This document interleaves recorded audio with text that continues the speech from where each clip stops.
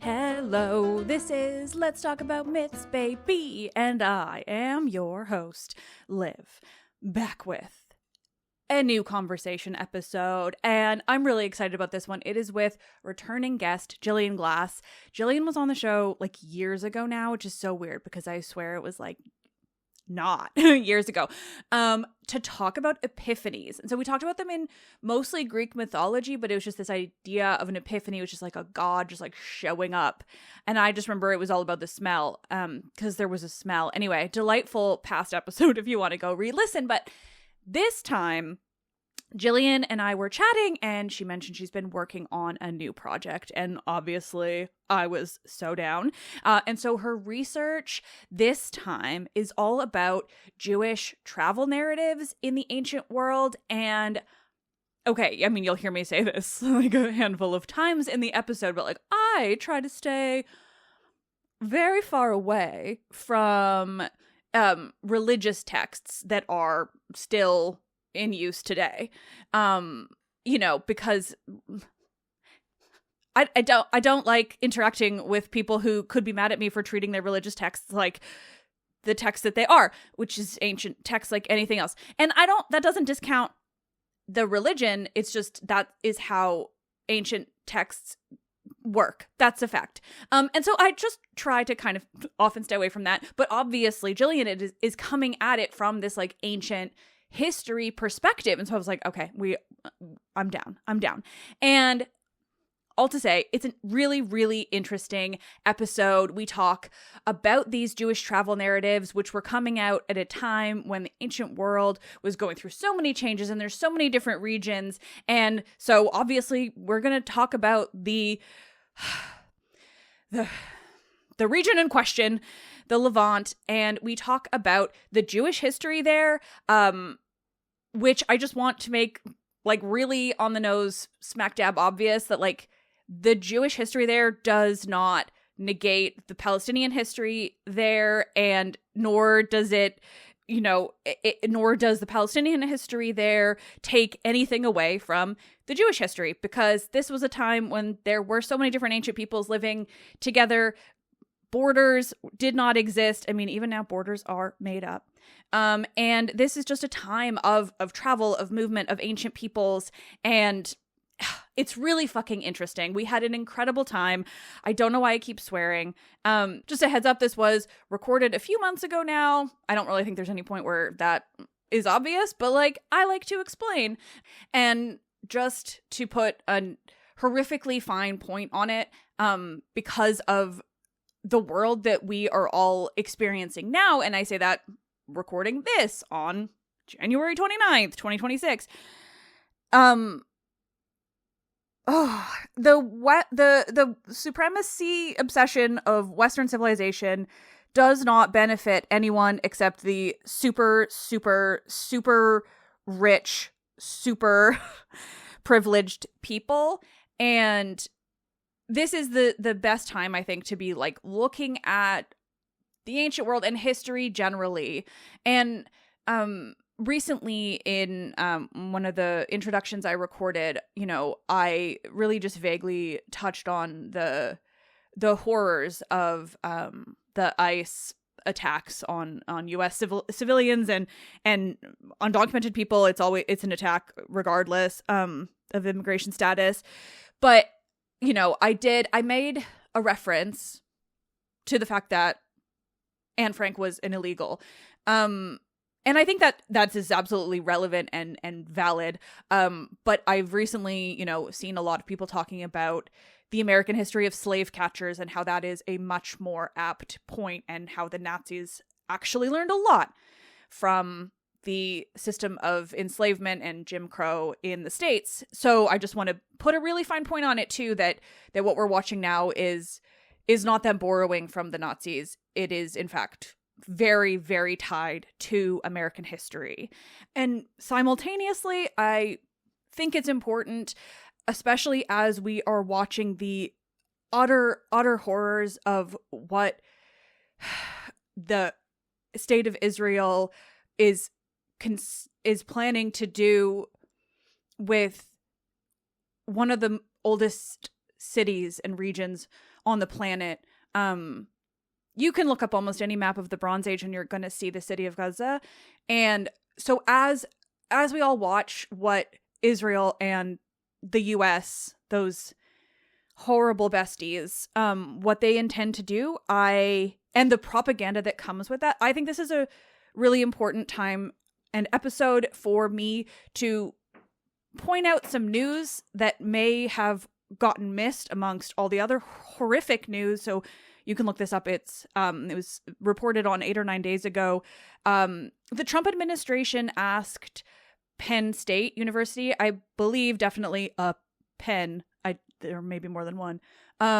They asked this university at least for a list of Jewish students. They asked for a list of Jewish students. So I just want to point out the ways that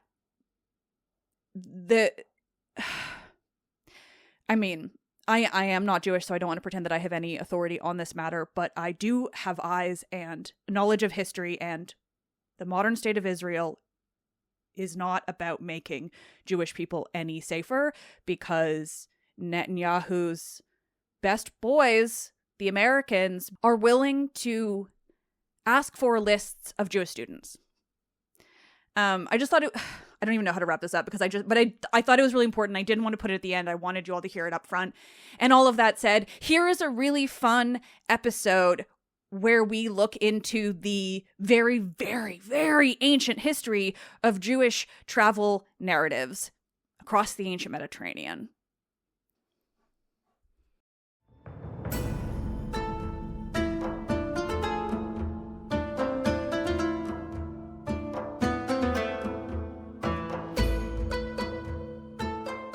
Conversations. No culture exists in a vacuum. The winding world of ancient Jewish travel narratives. With Dr. Gillian Glass.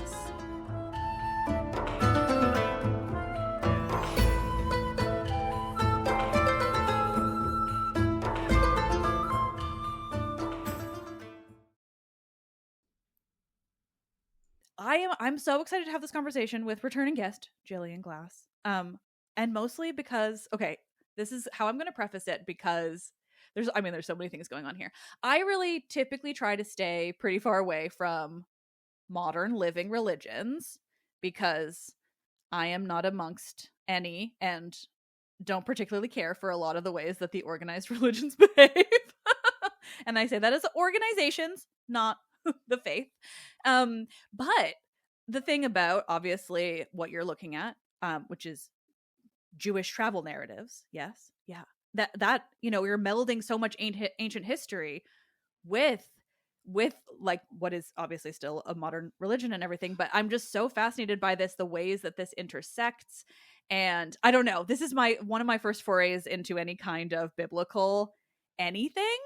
So this is me like trying to lay it all out, but I'm so curious. And like, I don't know, when we last chatted, we talked about like, why have I've lost the word now. The epiphanies of gods and smelling the gods in the air. So I know this is going to be fascinating, but like, how did you get into this? What are you looking at exactly? Like, tell me a little about these Jewish travel narratives. Hey, Liv, it's great to be back. Oh, thank you. I'm terrible at also saying hello first. Everyone's kind of forced to say it all in the answer. Yeah, no. Hello to Liv and her Livsters.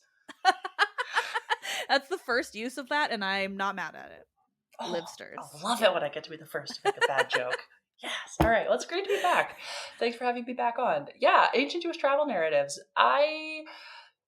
As so many people who are finishing up PhDs know, or have finished up PhDs know, when you come to that time deadline, things start to get a little squirrely because you don't really know what comes next, and you're applying for a whole bunch of things. And what landed for me was a 3-year postdoctoral research project on a project being led by Professor Elisa Uzumeki at Aarhus University in Denmark.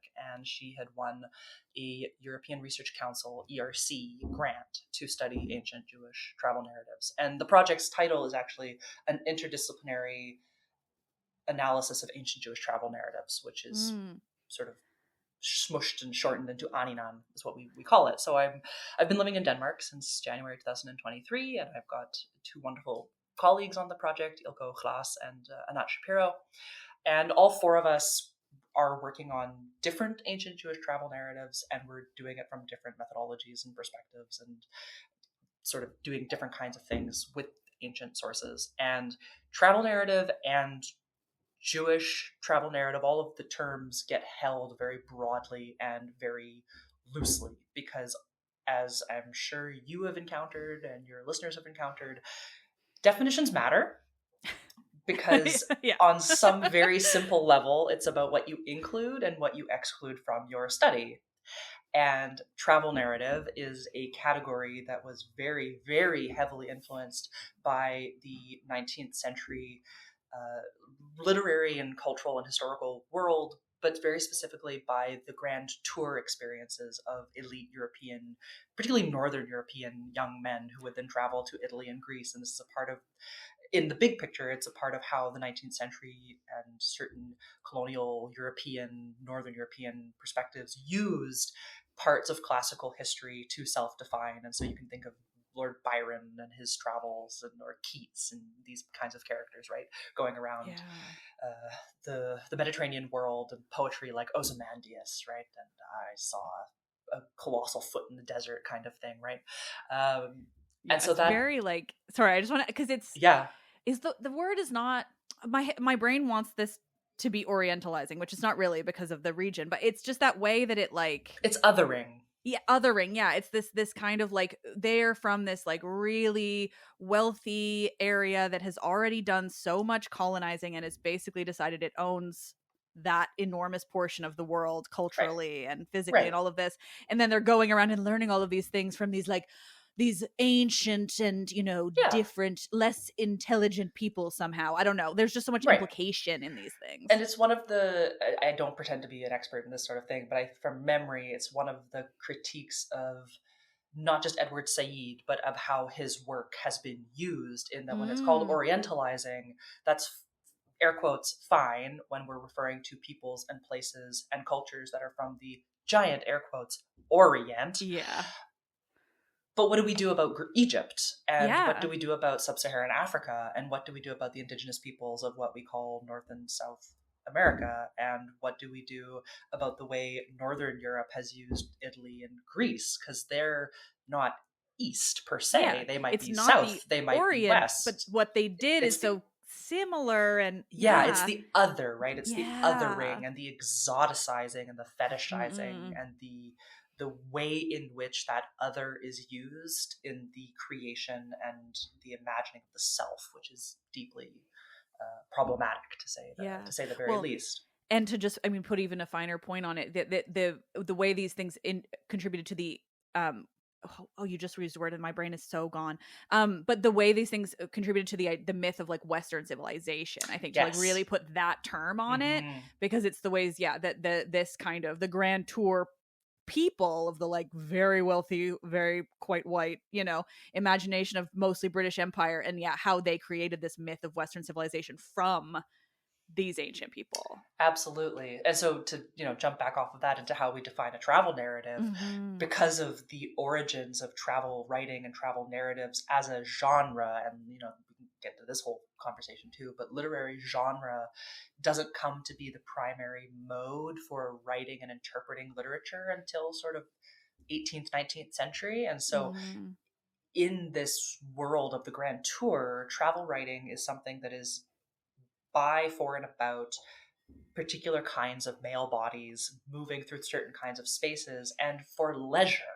This is for Yeah. fun, which also indicates a certain kind of social and economic capital, right? You have the money for travel. This is not our modern world where travel has been, let's not say democratized, that's way too broad, but it's been more accessible for more people. And so that's not this world that, you know, that this travel narrative is coming out of. And so it creates these ideas about what travel is, its purpose, its function, and who is doing it.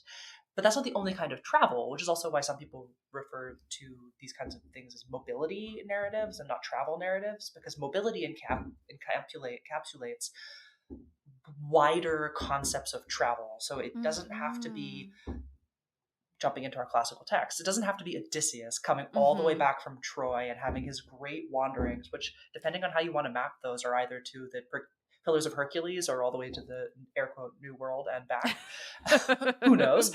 No. But that's right. And so the Odyssey and the Odyssey is very, very important in how travel narratives have been conceptualized. It's the idea of the man as the traveler, woman as the home and the stayer, and also travel as a choice, and one that is undertaken voluntarily and, you know, for touristy, fun, sightseeing sort of things. And it makes it very modern, very secular, very capitalistic, all of these things that it's just not in the ancient world. And so mobility includes the idea of male and female movers and stayers. It also includes voluntary as well as forced movement, because the movement of slaves around the ancient world is a huge number. Like, I think people have calculated that a third of Roman society was enslaved peoples.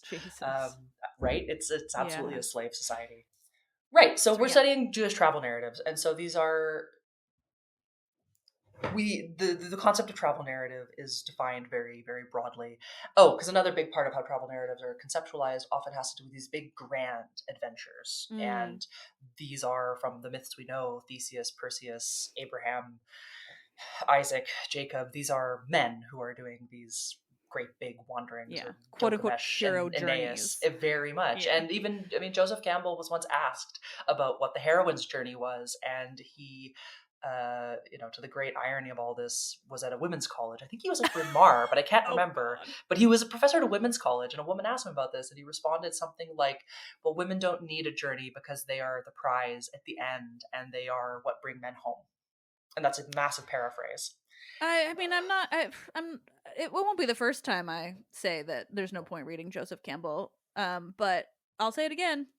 I mean, I'm sure there's a point, but like, I just don't think that we need to trust him as this like be all and end all of this quote unquote hero's journey. I also think he jammed a lot of things into one narrative that he wanted to fit, and I'm just over him is all. But good to know he said that, because it gives me another reason.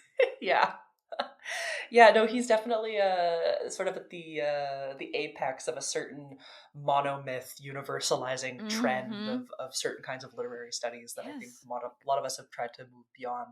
But so in order to get around this, our sources and the way we have been reading them at Aninan look at the anonymous and unnamed figures. We look at the short journeys, because women's mobility around a city for the day while they are undertaking their household tasks are movement, they are travel. And considering that prior to the modern world, people typically didn't ever travel further than about 30 or 35 kilometers from where they grew up, traveling to the next village is a huge undertaking. So we've looked at travel narratives in sort of any possible sort of, did you go from one place to another? Fantastic. Did you go on that journey in your mind? Did you have an imagined travel? Great. That's fantastic. We've also taken the concept of Jewish in a that very... was going to be my next question. Sorry, I was like, how are you defining Jewish here? That's so interesting. So this is a really massive, massive question, and there are people who have devoted gallons and liters of ink to this question, because what is Jewish? Where, when, and how do we define it? Yeah. The first recorded use of a word that looks like Judaism comes from a text that we call Second Maccabees. It's in this series of texts called First, Second, Third, and Fourth Maccabees. And straightforward. Well, it is and it isn't.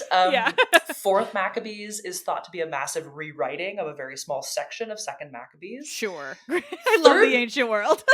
Third Maccabees has almost nothing to do with the other stories whatsoever, because first and second Maccabees tell the story of Judas Maccabeus and his brothers, the Maccabees, which is a Hebrew word for hammer, who lead what is called the Hasmonean revolt, and they're going to go up against the Seleucid kingdom in the middle of the Ptolemaic and the Seleucid kingdoms, warring up and down and over the belt that connects Africa, Asia, and Europe in the wake of Alexander the Great's death. Oh, And of course, and these are what a time. colonial kingdoms, right? And so the Maccabees take this opportunity to say, you know, we're not really fans of being here under these colonial thumbs, and we're going to capitalize on this. We're also going to invite in our friend Rome to get some help, and we're going to overthrow Ooh. what we see as a not great government. That goes well. Well, for a hot minute, we do actually have a Hasmonean kingdom, and this is where Herod the Great, and this is going to set up the political world that Jesus Christ is born into. And so this is, it does happen, and the Hasmoneans do manage to set up shop and become kings in a dynasty. And then under Pompey, that's going to change a little bit, and then at some point Rome is going to bring that whole region under its control, and then that's going to lead into a whole bunch of Jewish revolts. But I have now sidetracked myself to say that First Maccabees is thought to have been written in Hebrew. We only have a Greek version of it now. But it's Second Maccabees, which is a very different take on the whole story, because First Maccabees is what we recognize as a very historical document. It talks about men and their human actions and how human beings had conflict and resolved it with military encounters. Second Maccabees is this fantastic retelling of the whole story, wherein we have this very teleological, so the end. Whoa, what's that word? Yeah, I was going to say teleological. It means that the end of an event explains the whole beginning and its development, and it's basically kind of like a circular argument, right? That because it ended this way, we can explain the whole thing because of how it ended.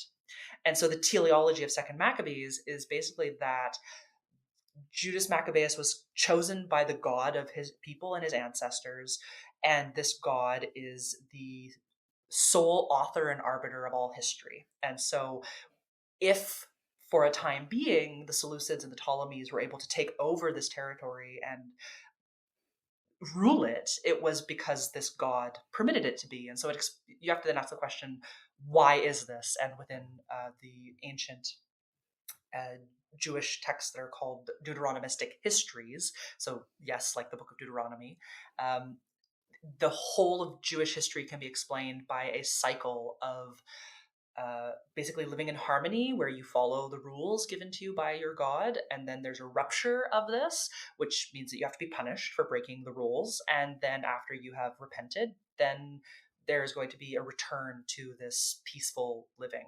And so Second Maccabees is a rewriting of the events in his Hellenistic world to suit this Deuteronomistic framework for history.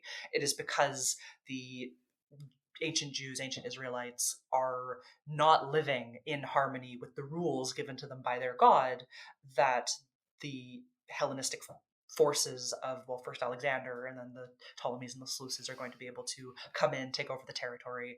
And then once there's been sufficient punishment, Judas Maccabeus and his very, very, very small guerrilla forces are going to be able to overthrow the entire Seleucid army. Now, this is one perspective, and it is actually within a much broader context of Seleucid and Ptolemaic political endeavors and economic endeavors that are raging all over the ancient world and not just in this one region. But Second Maccabees is my favorite of the Maccabees because as it has this teleological agenda, we get angels in suits of armor riding horseback showing up on the field of battle, and basically like lightning bolts causing blindness and fainting. And again, we're back at epiphanies, right? It's me, the epiphany person. I mean, I like it. It's a lot of fun. And so I was telling you this whole story because the first recorded use of a word that looks like Judaism is in the Greek of Second Maccabees, and it's Judaismos and Judaizein. And there's a huge amount of debate in scholarship about how do we translate this word, because this region of the world, and it's not just in these texts, this is also how the Greeks talk about themselves, it's how the Romans talk about themselves. Names of people groups are often associated with their territory. Mm-hmm. And so Judaid Zain and Judaismos are connected to Judah or Yehuda or Judah, the region, the territory, the kingdom called Judah. Mm-hmm. And in the even older, what are going to become canonical biblical sources, that's because of the southern kingdom of Judah, which is connected to and is forever in conflict with the northern kingdom of Israel. So the kingdom of Israel, the kingdom of Judah, which is how we have terms in modern English today of Israelites and Judahites or Judeans. And it's got to do with whether or not people came from these particular regions. Now, through a long and circuitous linguistic development, we're going to go from Judaismos to Jewish. Mm-hmm. And the debate that scholars have is about using these terms because of, as you were sort of talking about in the introduction, the connection between modern groups and ancient groups. Mm-hmm. And there are always connections between modern groups and ancient groups. And it's also different and difficult, maybe not difficult, but maybe complex to talk about ancient groups when there are living groups that still identify and have these people as ancestors. Yeah. And whether that's understood as biological genetic ancestors or as imagined kinship. Mm-hmm. And I'm not here to tell people which they should understand or believe.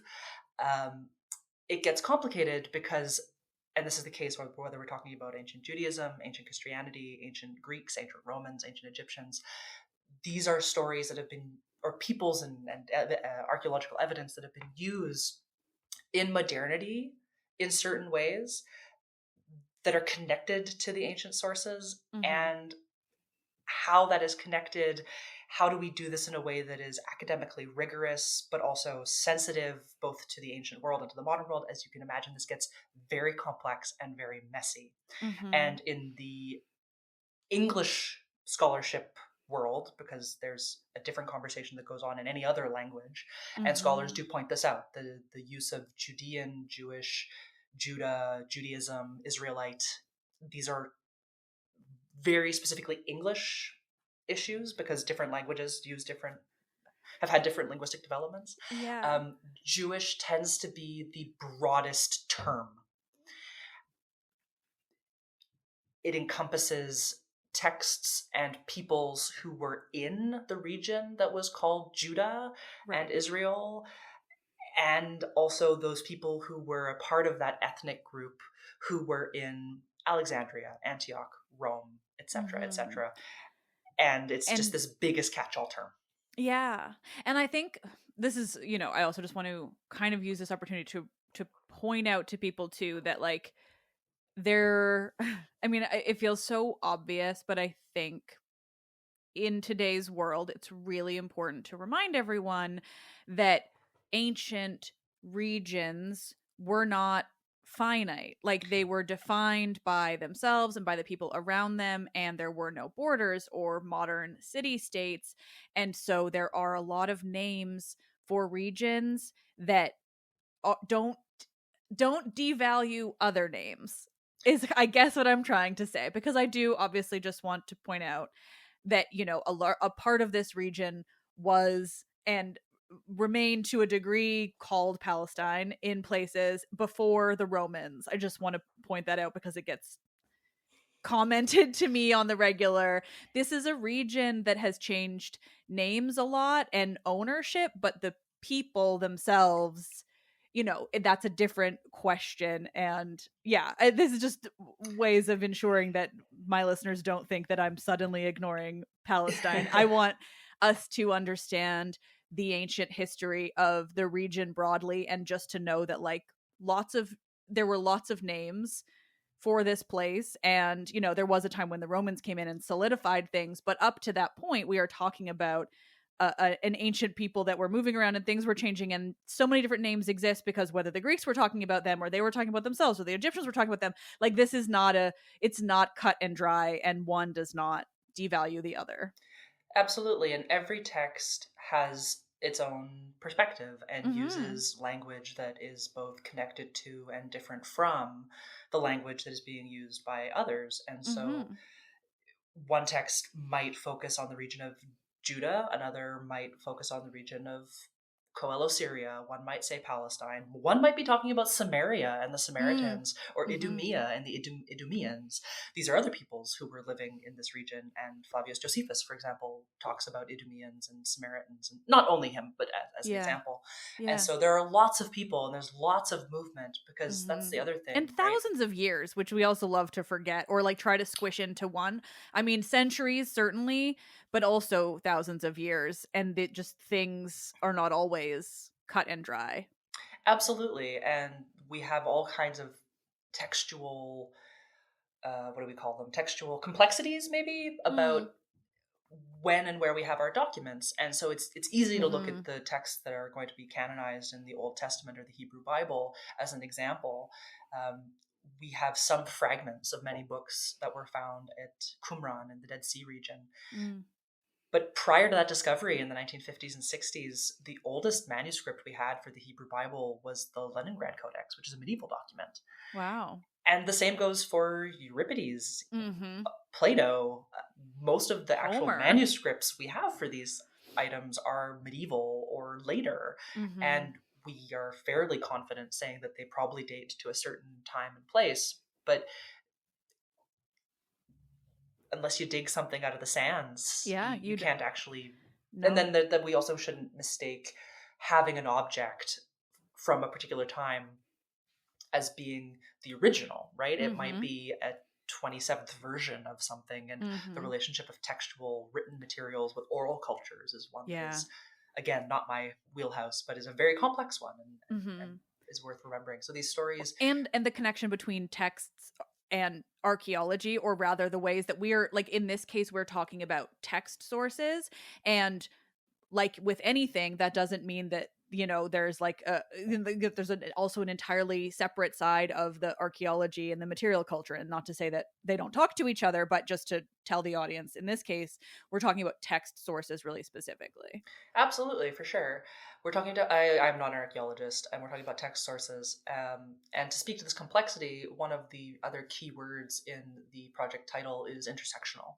We're doing an intersectional analysis of ancient Jewish travel narratives. And so we look at stories along a variety of axes of power and disempowerment and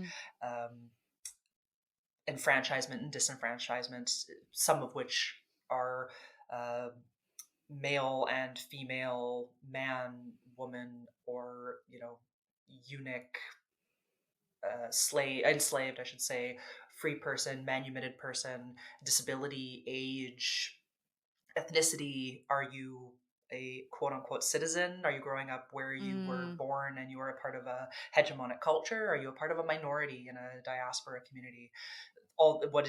Is it first language, second language, multilingual? So we're trying to think more broadly about these texts and how they interact and what they mean in different contexts. And so this is going to sound like a very unsatisfying answer, but basically an intersectional approach to ancient Jewish travel narratives looks at anything that involves mobility of various characters that we try to understand within these complex social networks according to the various axes of identity that are always fluid and always constructed in relationship to the other. And the category of Jewish is a massive sort of open one that includes everything that gets canonized in the Old Testament / Hebrew Bible / Torah. We haven't published anything on it, but we have included in conferences and collected publication volumes works on the New Testament, because the first Christians were in fact Jews who followed a guy named Jesus. And so the New Testament is very largely actually when studied in its historical context, is very largely a Jewish document. And then we also include, and this is where I work often, works that did not get transmitted within the rabbinic Jewish community, although we've invited experts in on rabbinic texts to talk about travel and rabbinic literature a little bit. But there are lots of Jewish sources from the Second Temple period, which roughly overlaps with the Hellenistic and early Roman period. Second Temple, we're talking sort of 6th century BCE to 1st, 2nd century CE period. That's very early, because that's like archaic. Yeah. It's the return of the Jews from Babylon after the first the fall of the First Temple. Okay. Which happens... Ooh. You don't have to know for sure either. I'm just so curious. Yeah, hear these dates and timelines. I am so bad at dates. Yeah, That's and so fair. at some point, the policy within the Assyrian Empire is going to change, and then of course we're going to become the Babylonian Empire, and it's during the Babylonian period that the Jews are going to be allowed to return from Babylon back to Jerusalem, and then we're going to have the second temple that gets built. And it's actually the second temple, although depending on how you want to define it, the third one, because Herod the Great is a big averget and gives lots of money to have the second temple refurbished. So it could technically be considered a third temple. Anyway, it's that temple that the Romans destroy in 71 CE. Okay. So why was I saying this? Right. So it's called the Second Temple period because scholars of ancient Judaism wanted to come up with a giant category that was more connected to sort of an internal perspective and not Hellenistic, which is about Alexander and his generals, and not Roman, which is about the Roman Empire. And so Second Temple is a category that was created for that purpose. And there are lots of texts from the Second Temple period that are very likely or very much part of that Jewish literary world, but were transmitted through what is going to become Christianity and not what becomes Rabbinic Judaism. So texts like that are sometimes called apocrypha and pseudepigrapha. That's a Protestant term because it means that they are sort of secondary in their canonical status. They're also sometimes called deuterocanonical, which literally means second canon, deuterocanon. Right. And so these texts have different status in Catholic and Orthodox Christian communities than they do in Protestant Christian communities. But they were preserved by Christians, even though they come from an earlier Jewish perspective. And so this includes things like the Book of Tobit or Joseph and Asenath, and who else goes in there? Josephus is also preserved, or Philo and Josephus, important Jewish historian and philosopher. Josephus the historian and Philo the philosopher were not preserved by rabbis. They were preserved by Christians. And the same goes for different linguistic traditions of texts that were preserved by rabbinic Jewish authorities. So the Book of Esther, for example, was preserved in Hebrew in the Jewish tradition, and the Christians have preserved the Greek and Latin, as well as all of the other church languages, whether it's Syriac or Armenian or Church Slavonic or any of these other languages of the early Christian world. And so that's why it's important to have a very broad definition of Jewish for these projects, because if we're too narrow with any of these terms, travel, narrative, Jewish, we exclude a lot of stuff. And if we're too broad, well, I love too broad, but anyway.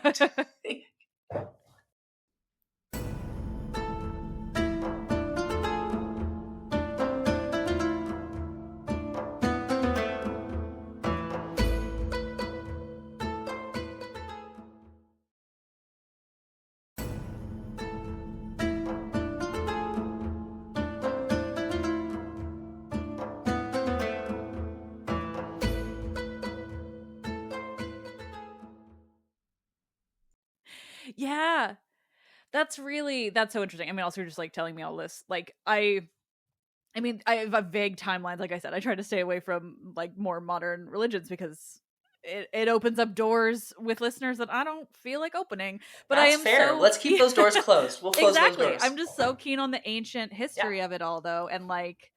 Yeah, I mean, I've always been generally interested in Jewish ancient history because it precedes so much Christianity, and like I'm a baptized Catholic, but fuck all that noise. So I'm just very much like, I would like to know the stuff that came before. And I kind of jokingly don't even love anything post-Hellenistic or even in the Hellenistic period. So I'm like, this is just so interesting. And Alexander shows up and Liv is and then out. I'm out, honestly. Ciao.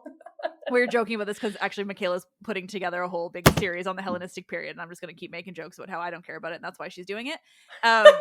But like it's just, it's so interesting to me, like the ways these things overlap. And then I'm thinking about the timeline that you're giving too, and I'm thinking about Herodotus and how he was traveling around at that time, like this very early, it sounds like the very early second temple period. That's what I got it right.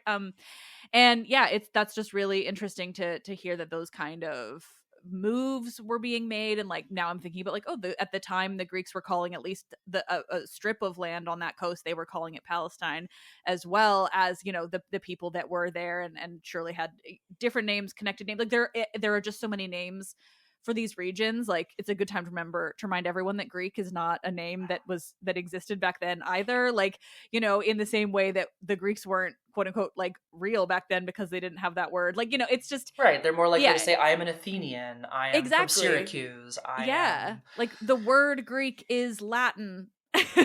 You know, and it all of these different things we have to remember, because in our modern world, and particularly with people who are outside of this, like the depth of the history that people like you and I are in, like it's so easy to just think in our modern ideas of like, well, that bit of land is called this, period. Like that's not how it was. There was, you know, it just this, I mean, in our emails we talked about this being about like the plurality of people in the ancient world, and I just Yeah. kind of want to bring that in because it feels like that's such the right word to describe like what we're talking about, how there were so many different names, groups of people, religions, like this very many languages in these regions. Like it was just this very interconnected time in the ancient Med. And yeah, it's I think devaluing to ancient history and the ancient people to try to pin it in the ways that a lot of modern, you know, arguments try to pin these things down as like yes or no, right or wrong. These people did or did not exist back then. Like that is so unhelpful to everyone, because there really was no like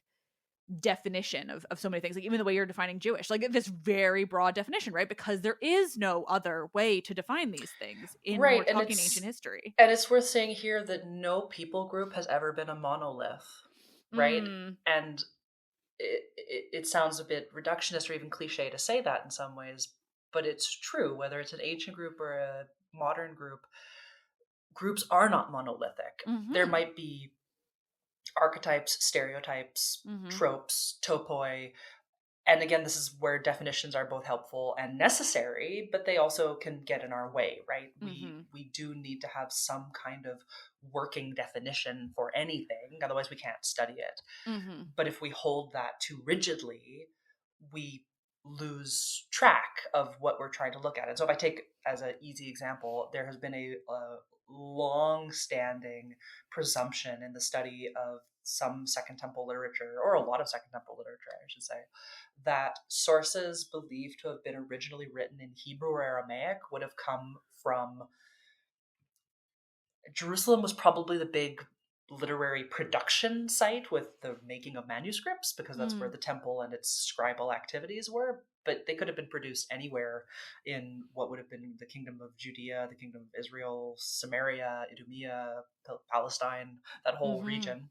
If it was Hebrew or Aramaic, it came from there. If it hmm, was written in Greek, it must have mm-hmm, come from somewhere else, probably from Alexandria, because we know, thanks to a bunch of sources, that there were substantial Jewish communities living in Egypt, Alexandria, mm, and then in and around the Fayum.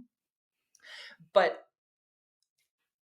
that's a highly problematic way to view literary production and language, and how literature, language, and communities overlap with each other. Because, mm-hmm, well, after Alexander the Great and then the creation of these Hellenistic kingdoms, Greek becomes a very important administrative language, mm-hmm, in addition to being a very important cultural language.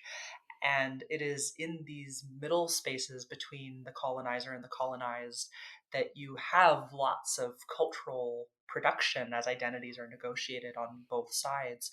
And it's not tenable as an argument to then say, well, anything written in this language must come from a particular part of the world. It can't come from mm-hmm, anywhere else. And it's particularly the work of Marika Don't, who's over at Cambridge, who has been really striving to help us undo this very binary idea of language production, or literature production, I should say, as associated with specific geographic regions. And one of the things that mm-hmm, she, among others, point to is that the caches of documents that we find themselves don't really support this, because the scrolls found at the Dead Sea, sure, lots of Hebrew, lots of Aramaic, but we also have Greek scrolls, Greek items from that cache. Same with the Oxyrhynchus find in Egypt. We have texts in all kinds of languages from that one location. And so what are we going to do? Are we going to say that anything found in Oxyrhynchus that's not written in some kind of Demotic or other ancient Egyptian language was written somewhere else and was transported to that part of the world? That doesn't make a lot of sense. You can produce texts there. And even before and outside of, the violent colonial systems and imposed language, how do you think trade happens, right? Yeah. Merchants are wandering around the ancient world, selling their wares, trading their goods, and okay, sure, you and I are going to be able to come to a certain kind of agreement with just pointing at our various goods and wares and trying to exchange them. But at some point, we're also going to have to learn languages. And so there's lots of exchange that's happening and there's lots of movement that's happening. And so these are very dynamic, very mobile spaces. Some of it is voluntary, and you have people going on pilgrimage, you have people traveling to visit family, you have courts and elites who are traveling on aristocratic and political agendas. But a lot of the mobility is also forced and coerced, whether it's women and children who are dragged along with husbands who don't really care about their opinion, or if it's the tens of thousands of enslaved people who were moved around the ancient Mediterranean at any given point. And refugees, I imagine too. I would imagine, especially with like how many wars end up happening in these regions. Like, you're also talking about like forced migration in those senses. Like, there's just so many reasons why people were moving around. This is the thing that I'm most obsessed with on the show right now, is just like this reminder. Like, I think it's just so easy, particularly like in our current world where everything is so easily like weaponized too. Like, I think it's so easy to pretend like these regions existed in a vacuum, and it's so important to remember that they didn't, that there was this incredible multiplicity around the ancient Mediterranean. I mean, around the world, surely, but I mean, for goodness sakes, Alexander wanted to go to India to talk to what he called the naked wise men, the gymnosophists, because India was a source of incredible wisdom and sagacity, right? Like, that's not a quick trip from Macedon to India. Like, no. You can't and just then hop on a plane. As soon as he goes there, then suddenly elephants are appearing in all of these stories, and there's so much, right? And I'm just very cognizant of like making this such an important thing for my listeners, because because it's important, because it is the truth and history, but also because there is this running mentality that we can or should use history to decide whether or not people deserve to live comfortable, free lives now. That's why I think it's so important, because history has been and is being constantly weaponized by almost explicitly the colonizer of various places to enforce life or death on people. And that's I want to just remember that this history, this multiplicity, has been here forever, and any attempts to convince us otherwise are problematic in one way or another and should be, investigated for that. But yeah, sorry, just I'm a little soapbox every once in a while, but it's just so important, and like it's just so true and kind to the ancient people to remember that nothing was a monolith, that nothing was in a vacuum, that all of these things were true at once, that all of these place names and these languages were true at once. And stories have always been a site of exploration, and by that I mean they have been a site to explore identity, intercultural contact, conflict, cohabitation among neighboring communities. They've been places to be playful and creative. They've been places to promote certain perspectives on the world, right? And this has always been not the only, but one of the uses and significances of storytelling to humans. And so, I mean, I know Plato calls us like, homo politicus or whatever he calls us, and that's the Latin, so it's what he said anyway.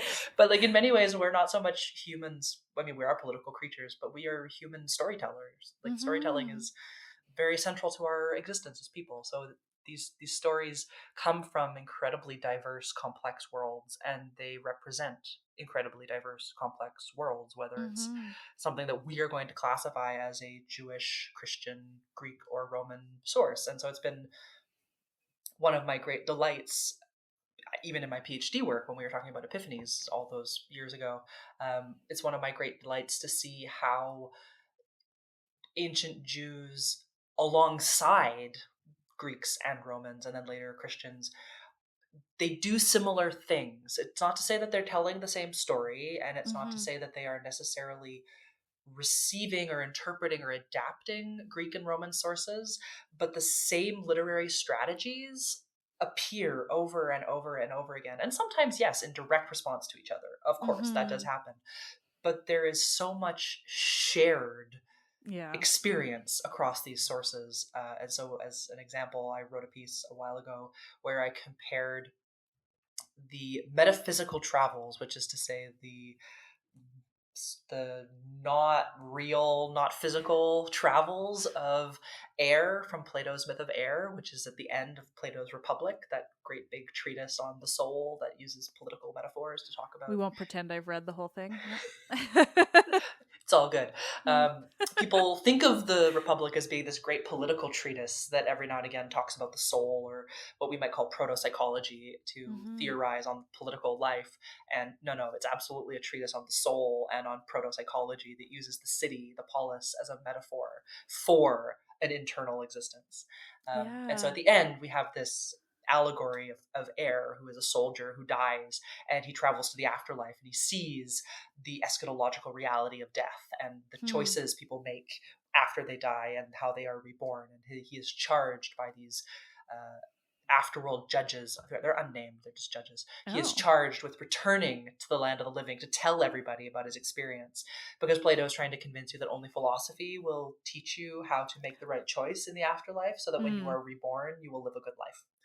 There's an agenda here.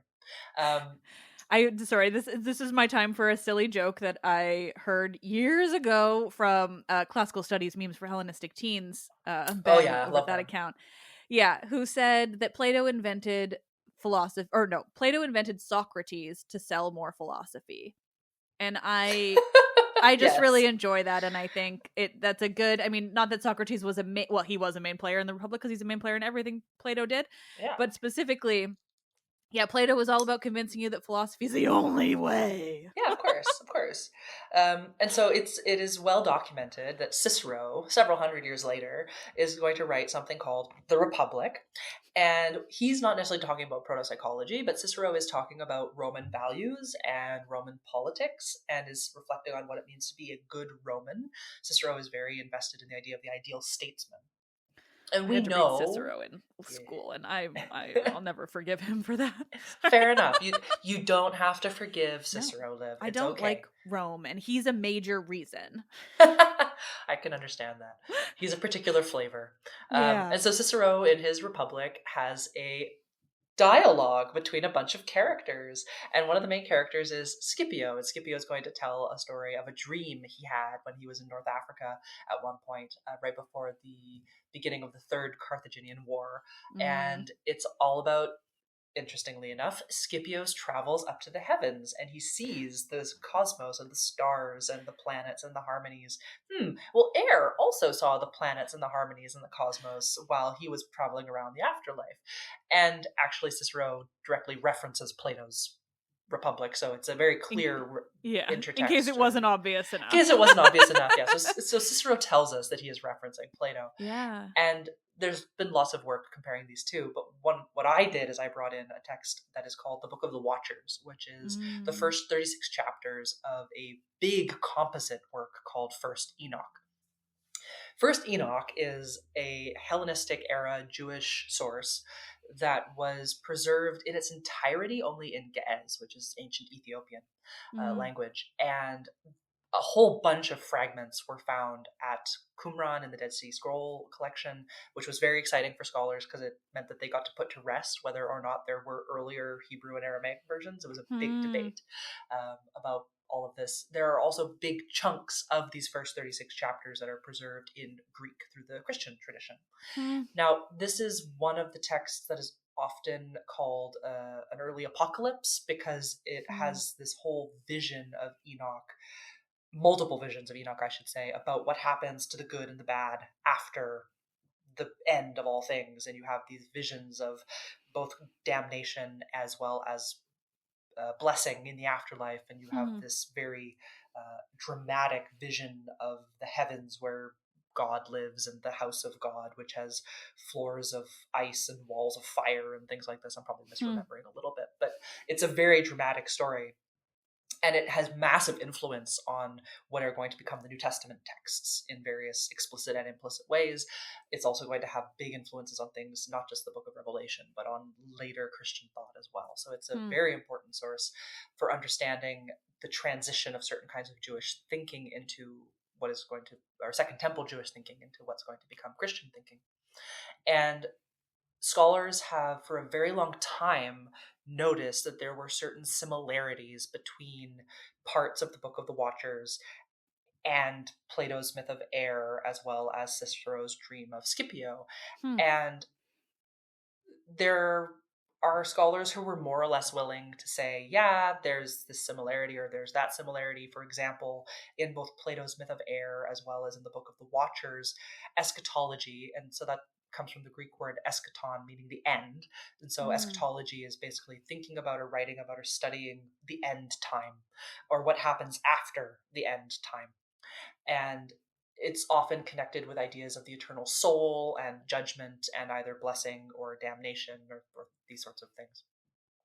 And so lots of people have pointed to, for both Plato and whomever, it's probably collective, was writing First Enoch, eschatology and geography are connected to each other. The sites of either blessing or damnation are physical locations connected to earth. In Plato, the souls come up out of the earth and are covered in dirt if they have been going through damnation.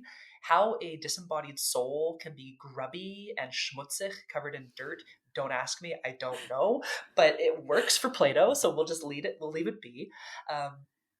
And in the same way that the people who are blessed in the afterlife have a physical location, and we could think about the Eleusinian plains and in other Hellenic mystery cults too, right? And these physical locations of good living after one dies. And so there are these sort of similarities, but scholars really were hesitant to do much more comparative work because a lot of literature, comparative literature in ancient studies, really wants to look at direct connections. They want to be able to say, for example, that Virgil is definitely interacting with the Homeric epic. So here's where he's similar, here's where he's different, and here's what those similarities or differences tell us about Virgil's epic, right? We want to be able to clearly say there's connection between the hypertext and the hypotext. I'm not interested in that sort of thing. I'm more interested in how stories are used. And so I compared those three sources, the Book of the Watchers and the Dream of Scipio and the Myth of Air, to think more about why is it that certain kinds of travel stories are convincing, or are they convincing? Is this convincing?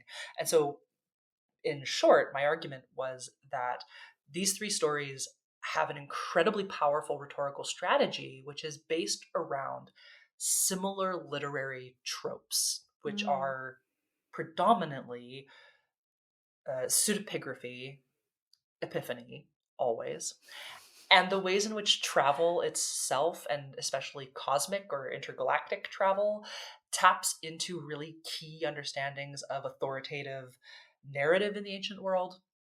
So we'll build backwards through those. Authoritative narrative. If we read the historiographies, for example, autopsy, the ability to say, I saw this with my own eyes, is really important in that the origin histories. of autopsy? Of course it is. I'm like seeing the word in my head. Yeah. Sorry. Yeah. That's amazing. Yeah. And so Herodotus talks about autopsy, right? And yeah. I love a good Herodotus story. Herodotus is very careful to tell you where he's talking about things that he himself saw and witnessed. Yeah. And when it's an Egyptian priest who has a buddy whose third uncle was drunk at the tavern with their friend, and right, he tells you all that stuff. Yeah. Love book 2. It's my favorite. Ooh, Michaela's been going through book 1 for the show right now, just so that I have some time off, and it's a delight. So I'm excited. I'm hoping she's going to go into book 2 as well. Nice. I only know, I mean, I've not read all of Herodotus, but I had someone on years ago to talk about his Egypt bits. And I have a feeling that the description of the hippo would have been one of those things he didn't see himself. And I love that for him. Yeah, that's a fun one, and that's going to have a real fun literary reception. Not the hippo specifically, but there are going to be other sources that, like, the describing an animal to an audience that have never seen it becomes this whole literary trope. And in not Herodotus, Heliodorus's 4th century CE Greek novel, Chariclea and Theagenes, we get this whole description, and it's very, very much presented as a riddle, an enigma for the reader to Yeah. try and describe or figure out. The animal's called the cameleopard. It Well, I has, know what the modern Greek word is. and so it's an animal that has spotted hair slash fur like a Yeah. leopard, and it's got a face like a horse, and it's got long legs, and right, like, it's this whole hilarious description. Anyone who's ever seen a giraffe does Yeah. not recognize a giraffe No. from this description. Yeah, if I didn't know that modern Greek for giraffe was kamelipadeli, I would not. Exactly. I would not have been able to guess that there. But I Ex- do love that Greek is for giraffe is spotted camel. it's exactly that. Yeah. Anyway, as per usual, I have digressed. And so being able to say to somebody, yeah, I saw this with my own eyes, Yeah. gives you some real credit, some real authority, as does the ability to travel automatically, right? The 3 men in these stories, Air, Enoch, Scipio. Oh, wait, they're all men. Ooh, what a surprise. I know. And while it's never explicitly stated that they're able-bodied and cisgendered, those things are implied or presumed, because Cicero is a military man who he's going to be, not Cicero, I mean, yes, Cicero, but Scipio, I should say. And I should also add that this is Scipio Aemilianus, not Scipio Africanus. So Okay. it's he's going to get called Africanus later, but we're not at the first taking of Carthage. That is Scipio but it is Africanus. the same guy? No, so it gets No. really fun and confusing. Okay. Scipio Africanus is the yeah. one who takes Carthage in the first Carthaginian War. Got it. His adopted great-grandson is Scipio Aemilianus, Got it. who is going to get called Scipio Africanus well, he gets called it because he is adopted, related to Scipio Africanus, but he also is going to be involved in and credited with the taking of Carthage in the Third Punic War. Oh, the last one. Yeah. So Carthago delenda est. These are like the minimal Roman things I know. One must know that Carthago delendo est. It's also like it is imperative to know alia jacta est, right? The dice are thrown or cast. I didn't know that one. So that's Julius Caesar, and I can't remember if it's before or after he crosses the Rubicon, but it's somewhere in there. That's one of my I like the alia jacta est. Where was I? Sorry, right. Okay. Yeah. Seriously. So lots of Scipii for sure.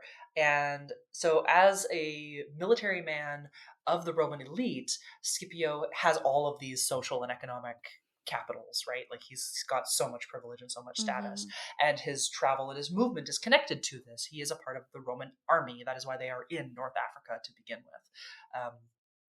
Enoch in the Greek texts, because this is a multilingual tradition, is referred to as a scribe, and the scribe of righteousness. And the scribal tradition in ancient Israelite communities it's complex, and it's hard for us to really I read people who work on this. This is not my bailiwick, but it's hard to reconstruct specifically what kind of status these people had. Scribes are definitely associated with power. They are associated with temples and courts and kings and priests.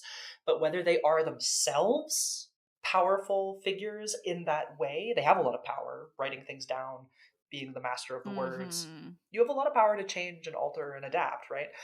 But whether they are princes and priests is not always very clear to us.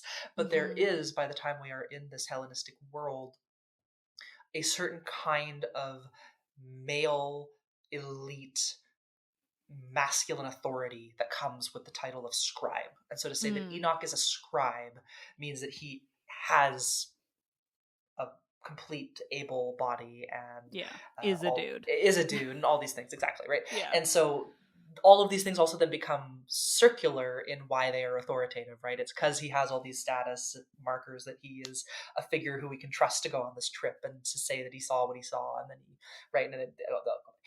coming to Air. Air is actually an almost entirely silent figure because Socrates does all the talking, as per usual. And Air is a soldier who dies on a battlefield. He is of the race of Pamphylia, which is either actually a region in modern day Turkey or means Panphule, all tribes or any tribe. So Air is either Air everyman or he is from a specific region, and it's a little unclear. But he is a soldier who dies on a battlefield. So that is very clearly a certain kind of masculinity that's happening right here. And so these travel tales are by men, about men, and what they see as they go wandering around. So that's how their ability to say, I saw this with my own eyes, my autopsy, is an authoritative strategy. And travel, the access to travel, the ability to return to travel, from travel, is a part of the way this is a very powerful rhetorical strategy. The second, so that was travel, and travel is the third, the cosmic travel is the third rhetorical strategy in these sources. The second one was epiphany. And one of the interesting things about these stories is that these characters all encounter the otherworldly and the totally wacky. But unlike in something like the Homeric Hymn to Demeter or the Odyssey, where the otherworldly breaches from the otherworld into the mortal plane, these are stories of three very human people who go into the otherworldly space and see the otherworldly in its natural environment. Yeah. And it's a process of naturalization. Very literally, it naturalizes the whole thing because you expect to encounter the paranormal when you are in the para-worldly space. Mm-hmm. And so that is I think, a way to sort of say that the world as it is presented to Air, Enoch, and Scipio is a natural world. It is normal. Well, what is normal in these other spaces? Well, for Air, what is normal is that after this whole eschatological adventure, philosophy is the mechanism that gets you to have a good life or a bad life when you're reborn. For Enoch, what is normal is that all of history and all of space and time are controlled by the God who has summoned him up into this otherworldly space. And this is the arbiter of all things. For Scipio, well, Scipio sees a cosmic structure that very interestingly exactly replicates the Roman imperial structure. What a surprise! It's really very surprising, isn't it? The Romans wrote propaganda? Oh. I mean, anybody, everywhere, anytime wrote propaganda? I'm shocked, right? I mean, exactly. But of all the people.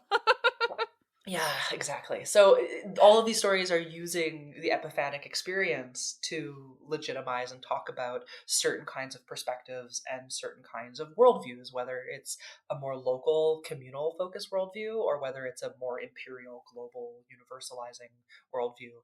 And where and how you encounter the divine is a part of how these stories use that. And then lastly, all of these stories are pseudepigraphic, which is this really great word, pseudos and epigraphe, literally false writing. Okay, and yeah. we could, in this instance, refer to it as a nom de plume or a pen name, because we know Plato wrote the Republic, but he ascribes his words to Socrates, who in turn ascribes his words to Air. Plato is so confusing. Sorry, he did invent Socrates to sell more philosophy. Sorry. Yeah, exactly. And we could debate ad nauseum whether or not it's an earnest or an ironic use of Socrates and Air. That's a whole. The discussion of humor and irony is a real big thing, especially in Plato. Like, sorry, I'm just thinking of Atlantis, where I'm like, okay, yeah. But when Aristophanes talking about the two-headed, four-armed love beasts, like that's a whole anyway. Right, and so the whole book called First Enoch is called that because the first verse of the whole shebang, like 1-1, is right there saying that these are the words of Enoch. Okay, but when we take a text critical approach, we can see that this is actually a composite document within a composite document within a composite document, right? So probably Enoch is not the author. And I should say, for your listeners who don't know who Enoch is, and my apologies, I just jumped the gun on this one. Enoch is an antediluvian character, which is to say he is a Oh, yeah. character who comes in the book of Genesis before the great flood, which is the Yeah. one that Noah and his ark and the wiping out of humanity. So he's Yeah. antediluvian, this Enoch. And I can't remember how many greats he is, but he is a great, great, great, great something grandfather of Noah.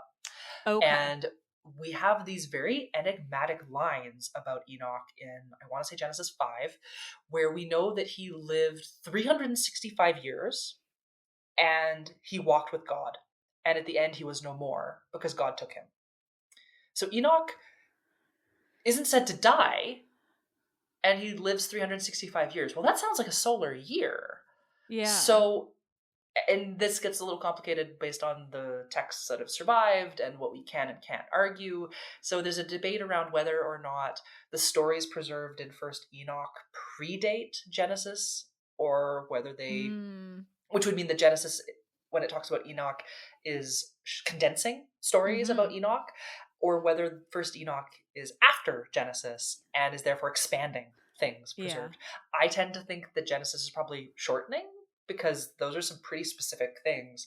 And all of ancient literature is very laconic in that it presumes an audience who knows everything Oh. that the author knows, because also these things are typically a memoir, and it's more about helping you recall things that you have actually committed to memory, and so you don't need a text in the way that we would today. Yeah, they didn't consume written word like we do now. Exactly. Yeah, I love that, because that just, I mean, this is why I want to hear more of this. I mean, I love the way you're studying this, because it's like, it is Jewish text, but it's not about the religion, which I mean, or I mean, I'm sure there are parts where it is, Oh, and like there's nothing it's wrong all with deeply that. theological, but in the same way that Yeah, Plato and but Cicero are also deeply well, theological, exactly. I think right? that's what I mean. Where it's Yeah. in the way that it's like it's ancient. It Yes. feels like studying Greek myth Right. along, like in the same Yeah. way, because that's how I want to learn this Mm. stuff. And that doesn't, to me, that's not devaluing modern No. faith. No. It's understanding where these things are coming from. Like, I'm interested in ancient religion purely in that way of it being about the ancient people and what they were learning. And I love hearing the source questions, right? Because it's the exact same Right. as all these Greek myth source questions, like what came first and who's working off of what and what was like inserted later. You know, there's so many questions Yeah. with the Odyssey, with like what did they jam in later to make Athens seem more important, or all of these different Well, things about exactly. And sourcing. the East Face of Helicon, a book who wrote that book? I can't remember. Yeah. Oh, that's embarrassing. But that was one of the first big studies. Like, there was massive influence by Semitic and further Eastern peoples on Greek thinking and Oh, the yeah. Hellenic texts. Yeah. And so the Odyssey and the Iliad do show contact with Persians and any of the Phoenicians other, heavily, like, exactly, yeah. exactly. And so the first Enoch texts do as well, whether we're looking at the Hebrew and the Aramaic or the Greek, whatever we're looking at, we can see points of contact between early Jewish literature and Mesopotamian stories, as well as points of contact with Greek sources. There is a very good argument that it, definitely in its Greek version, but maybe even in its Hebrew and Aramaic, that the story in the Book of the Watchers, which in addition to Enoch's adventures up to heaven and back, is also about the Watchers, which is to say these fallen angels who see beautiful earthly women and come down to earth, either just to ogle them or to have sex / rape them, depending on Wow. the version. So Zeus? Well, they are kind of Promethean because they also give women Oh. knowledge. And not just women. In a lot of the texts, they give it to men and women and their descendants. And Okay. so they give women knowledge, or humanity knowledge, that they weren't Yeah. supposed to have. That sounds like Prometheus and fire for sure. Yeah. And then afterwards, and in connection to something that is also preserved in Genesis, the offspring of these watchers and the earthly women are going to be these horrific monsters, these giants who devour everything before them until the earth cries out. That sounds like Rhea, doesn't it? The earth cries out, and then they are locked in this pit in the earth, which is also kind of like the Titans, right? Yeah. And so we have these points of contact. I mean, the Gigantomachy, the Hecatonchires, like we're talking, exactly. all of these stories like this. Exactly. Well, I mean, you mentioned the flood earlier too, which is the obvious one, right? Like, I mean, I don't know who's influencing who there. Everyone has this flood myth, but the fact that everyone has this flood myth is always going to be one of those really fascinating things about ancient literature and Exactly. contact And and mobility. yeah, and both Enoch and Noah have similarities to oh, what's his name in the Enuma Elish. Gilgamesh goes to see Like, there's an ancient man who survived the flood, and that's who oh, Gilgamesh goes to see got to it. I learn don't about how remember to his conquer name though. death. Yeah, I Yeah. always blank on his name. Anyway, yeah, because these peoples are But all yeah. talking to each other, and Yeah. cultures all interact, and Yeah. they borrow from each other, they lend to each other, right. These entanglements are very Yeah. real. Nobody popped out of a vacuum to invent Western civilization. God damn it. That's an appropriate word choice. Exactly. Right, and so Enoch is a very powerful ancestor figure to whom to ascribe certain ideas and perspectives because he lives for 365 days, and when he is so old he doesn't die, God takes him and he walks with God. Well, if Yeah. in ancient, Heracles? right, It's like, exactly, we have yeah. an apotheosis story for sure. Yeah. Well, and Jesus and Mary later are going to have Yeah. apotheosis stories, so there's lots going on and it gets used over and over and over again. And then our third text is Cicero, and he puts all of his ideas in the mouth of Scipio, this hero of the Roman Republic. And Cicero is having a hard time with what's going on with Julius Caesar in his own lifetime, and he has a whole bunch of feelings and he puts them into the time of Scipio, who is dealing with the Gracchi brothers and that era of political turmoil in the Roman Republic.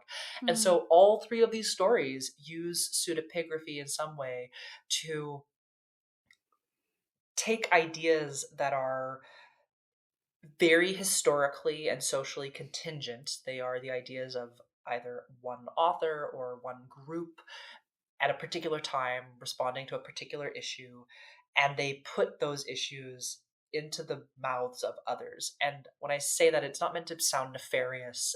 Yeah. There's something about the fact that it's pseudo that makes it sound like it's wicked in some way. There's been lots of scholarship. This is a very, very wide reaching ancient trend. It's not new. Oh, And it's yeah. not unique to any one culture. It's just this way of understanding things in a narrative form because, I mean, maybe not explicitly, but in large part because, like we were saying earlier, that like the transmission of stories and writing was completely different, and it's just like a very different world. And so yeah, in order to tell us, to make a point like that, one of the best ways of doing it was by like putting it in the mouths of others. Like, absolutely. Well, and you know, to take a very, very modern example, my mom always told me life is like a box of chocolates. You never know what you're going to get. Yeah. We don't actually, from what I remember, we don't see his mother say that. He just tells us that his mother said that. Yeah. And so sure, she may have said that. Or she may have said something that was like that. No idea what that reference is from. Sorry, that just took me a beat, and I was like, "Oh God, a bunch of you are really young." Anyway, this can be the mystery of the episode. Oh okay. no, you ruined it. Oh, so they can just go look it up. They can go find it. Yeah, figure it out. Yeah. Right, and so these three stories, and I do actually think that there is points of contact between the Book of the Watchers and these Greek and Roman sources, but that's going to come much later. But all that is to say that these stories are all using the same strategies, and this cosmic travel interconnected with epiphany and pseudepigraphy is how Jews and Greeks and Romans at various different points create stories that are inclined or attempting to persuade a reader or to recruit an audience to a particular perspective. And we don't need to be seeing direct textual influence between these sources to be able to say that these are convincing literary or narrative strategies across these ancient cultures. And so what does that tell us? It tells us that these cultures all value stories told by ancestors. They all value knowledge that comes from the divine or the otherworldly. They all value the first person narration of a story from an experience somebody had themselves. And also implicitly, the unmarked unspoken is that they also all prioritize and value stories and information that are gained from elite, able-bodied men. Insert all of the other privilege categories you want. Yeah. And that's an incredibly persuasive way to tell the story, which then allows us as the modern reader to step out and say, oh, okay, that's how they are going about persuading their audiences. And they're not trying to persuade their audiences of the same thing. Of course they're not. But it means that the same style of rhetoric is very, very useful across a very broad range of time and space, because Plato was writing in classical Athens. So that's what we're like doing, 6th century, 5th century. I'm so bad with dates. Fifth, thank you. So we got 5th century Athens. With first Enoch, we've got anywhere from sort of 2nd and 1st century BCE, because that's roughly when the Qumran scrolls are dated to the 4th century Ge'ez Ethiopian manuscripts that were preserved, into the Greek that was being used by the early church fathers. And then you've got Cicero in Latin, who was preserved by Macrobius through the Middle Ages, the late Antique and the Middle Ages, as this astronomical treatise. And so these are very powerful story devices that are all connected to these travel stories. And how do you use a travel story, even if it's one that's completely far-fetched, in the sense of they don't have spaceships, they can't actually go up into the cosmos. Well, tell that to Lucian. Don't get me started on Lucian. We'll never end.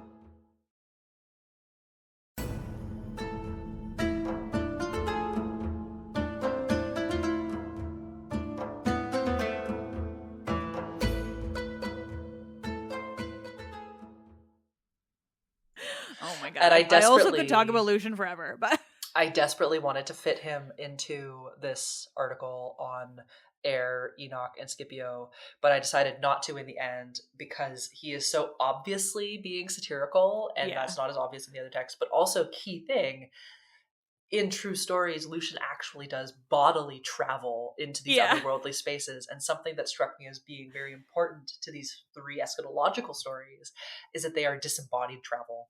Air is dead, and it is his psyche, his soul, that travels. And Enoch and Scipio are both sleeping, and they have some kind of astral projection, dream travel. And so these are also ways to keep readers both engaged and arm's length, because a key aspect of travel is access to space. And that's not just like long distance travel. If we think about any ancient temple, do you get to go into the courtyard? Do you get to go into the temple? Do you get to go up to the altar? Do you get to go to the holy inner sanctum of that temple? And based on your access to these spaces, that tells us something about the status you hold in accessing those spaces. And so the fact that all 3 of these men get access to these otherworldly spaces tells us something about their status. But they're also disembodied. So it tells us something else about their status, which is that they don't really belong here. They can come here, but they don't get to stay here. And then it raises the interesting question of imitation. Are we, the reader, meant to understand that when we die or when we sleep, we could also have this experience? Or is it sort of implying that, don't even get your hopes up, sweetie, like you're never going to get here? Right? The question of imitation is a complicated one, but I can see how Lucian doesn't fit, unfortunately. Like, but man, he's a wacky delight. He really is. I feel like we could keep talking about this utterly forever. But I also, before we started recording, we got into, this is why I had to actually start us, because we just got talking and I need to know everything, but on the microphone. So, I mean, this is, I think, a bit of a leap from, I feel like you could probably tell me everything so much more, but we need to wax about women. We do. We need to talk about the ladies. The wives, as you said off mic. The wives, question mark? Quotation marks? Wives? The wives, yeah. So what Liv, dear listeners, dear listeners, is alluding to is, along with my colleagues Elisa Uzumeki and Ilko Chlas, we co-wrote a piece on these 3 anonymous women who are connected to Flavius Josephus, the historian.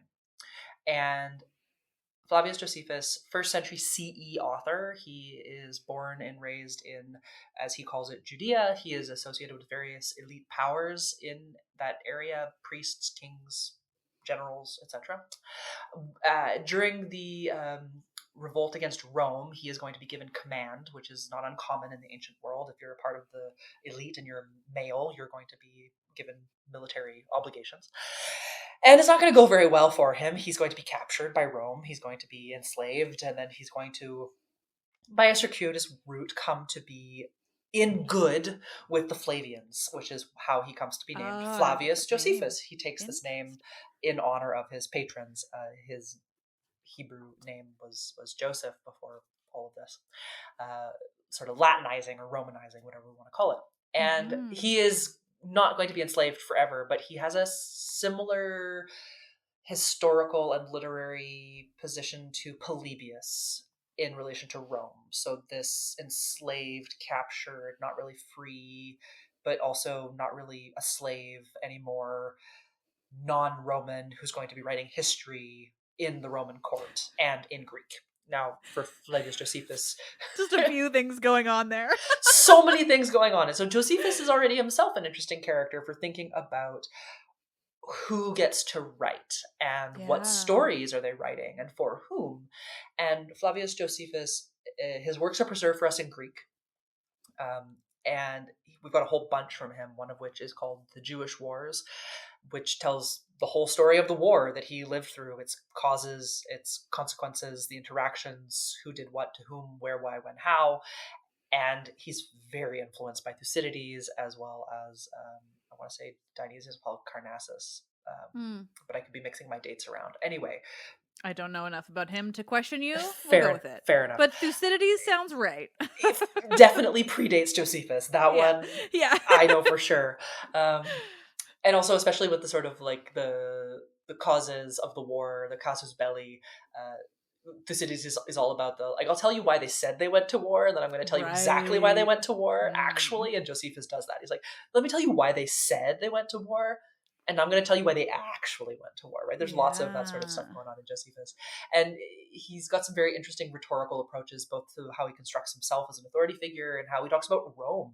And it's not always very clear what his stance is about Rome, as well as his own people. And all of this depends on whether we, as scholars, assume he has a Roman audience in mind, or a Greek audience in mind, or a Jewish audience in mind. Who is he talking to? It's a big question. So that's his first major work. He then writes a work called Jewish Antiquities, which he tells us he writes because his first work met with so much acclaim that people begged him to write this one. I love when we get moments like that from ancient authors where they're just as obnoxious as some modern ones. That's a delight. I'm a really big deal, believe me. I know. And it's so easy. That's why I get to write another. Okay. It's so easy to make fun of Josephus. I should probably stop. But it's just so easy. Men deserve to be made fun of. He is no better or worse than any other ancient male author. Let's be honest. Great. And so in Jewish Antiquities, it's exactly what it says on the label. He is telling you the history of the Jews. And because he, like any of the ancients, has a different understanding of history than we do the moderns, he starts with, in the beginning, God created. And so he tells you the whole of what we now think of as the Old Testament, or the Hebrew Bible, or Tanakh, starting with all of these antediluvian, and then the flood, and then all of these, call them historic or mythic, take your pick, characters like Abraham, mytho-historic, even. I love that one, mytho-historical. And then he comes down into yeah, I love it. I also use that one, actually. And he comes down into the books of Chronicles and Kings, and then he comes into he writes up to his own living day, really. And so he tells you the history of the Jews all throughout this period. He also has a work called Against Appian, which is a treatise about someone he doesn't like, and he's arguing with him. We'll leave that one aside. He also has a work that is called The Life, Bios, which is, if not the oldest recorded autobiography, is one of the oldest recorded and transmitted autobiographies. Because, of course, we don't want to presume that the absence of evidence is evidence of absence. Somebody else might have written an autobiography and we just don't have it, but Josephus is definitely one of the oldest. And with Ilko and Elisa, we wrote a piece on how and why intersectional approaches to travel narratives can be very elucidating using the autobiography of Josephus, because Josephus mentions 3 women who at some point are a part of his life. And highly problematically, these women are referred to as wives in a lot of scholarship. And all 3 of us took umbrage with this. And another thing we took umbrage with is that Josephus is often presented or characterized as this solo mover and shaker in the ancient world. And despite having 3 unnamed women at his side. Right, and also despite the fact that this is not a modern world with a credit card where you can travel on your own with ease, you don't travel alone in antiquity. You just don't. Both because it's logistically impractical, but also because it's highly dangerous. There are bandits and pirates, and you can't go anywhere by yourself. So we looked at these 3 women who are all anonymous, because we also must remember that it is a frequent thing in literature that the unimportant characters or the characters deemed unimportant by the authors are unnamed. And so we looked at these women. And they are very frequently women and also enslaved. That's a fun Venn diagram. Mm-hmm. And so we looked at these 3 women in order to reconsider what movement looks like in this 1st century CE. And at the end of the day, unfortunately, what we did was focus again on Josephus, because this is his story about himself. And so the information is presented in a certain kind of way. But we did manage to reconsider as well what the reality of these women was very possibly like and why they were presented in the way they were presented. And so the first woman, she's not even really a woman, and we should frankly just call her a girl. She is referred to in the Greek as a parthenos, which is usually translated in English as virgin. It's often more maiden. It's not virgin in the way we think of it as like never having had sex, but it's... Yeah. I spout on about this a lot. Great, your readers are acquainted with the debate. Just this idea of it's a woman young enough to be unmarried and childless, and the use of the English word virgin is often icky.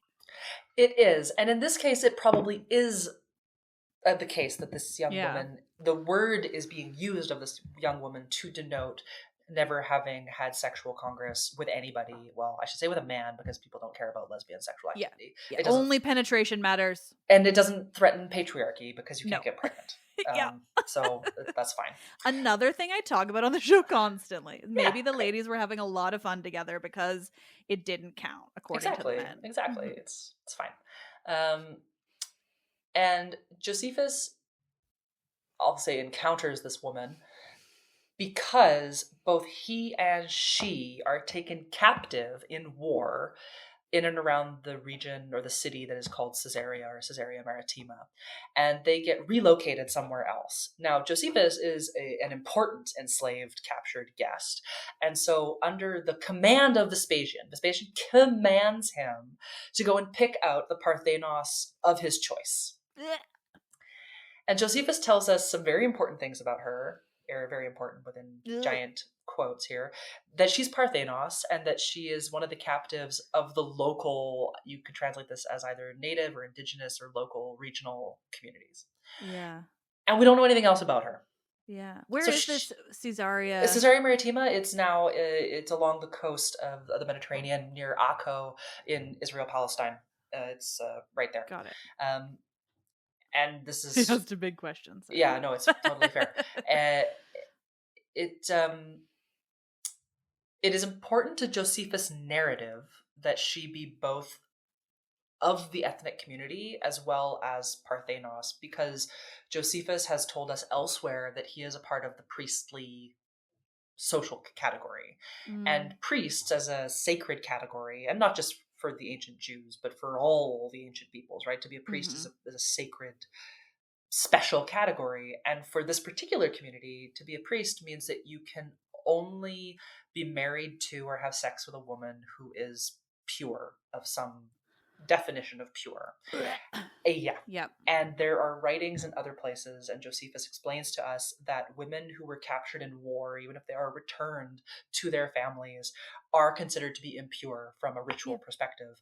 Yeah. Because, and Josephus is really gross about it. He says that they've like collaborated or something like that with their captors, and it's like, Yeah. oh yeah, sure, we're calling rape collaboration now. Yeah, Well, great, that's like fine. it's giving the slave women at the end of the Odyssey, It really is, who right? Exactly. are Whether you're hung coerced, yeah, because they were exactly, forced by the men. exactly, exactly. It's like you can die now, or you can have sex with me. Like, oh, great. That's a great option. Thank you.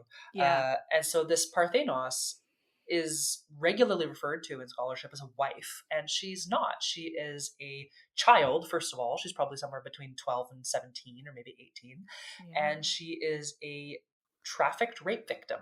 Yeah. And to make it even grosser, Josephus is at the end of this story, this telling us about who this woman is.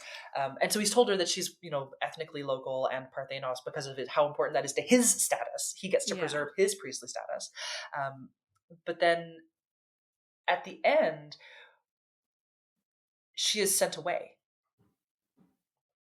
And scholars have interpreted this whole, like, it's like 2 sentences, Liv. It's not a lot. They've interpreted this to mean that he marries her, that she's his wife, and that she is at the end manumitted. Now, there are specific verbs in Greek for manumission, and that's not what is used here. It's like she's sent away.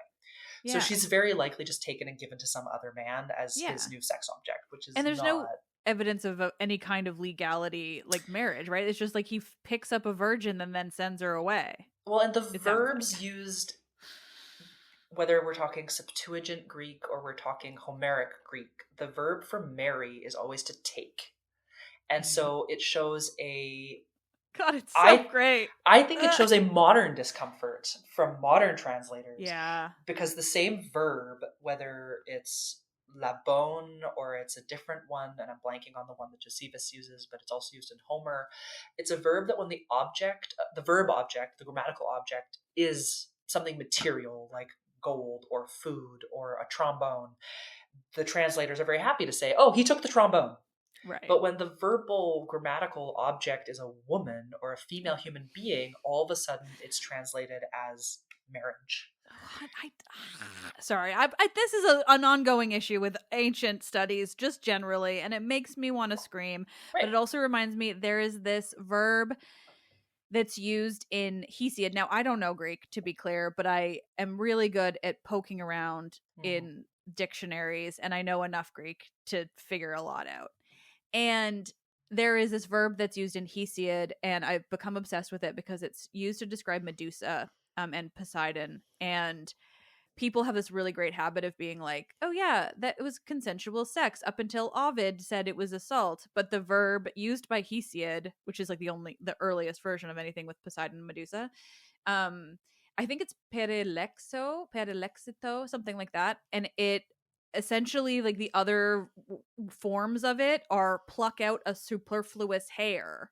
But then when it's used for like what is obviously assault, like the line is that Poseidon, like, and English translators always say lay with, the line is that Poseidon but not even using his name, they call him the dark-haired one.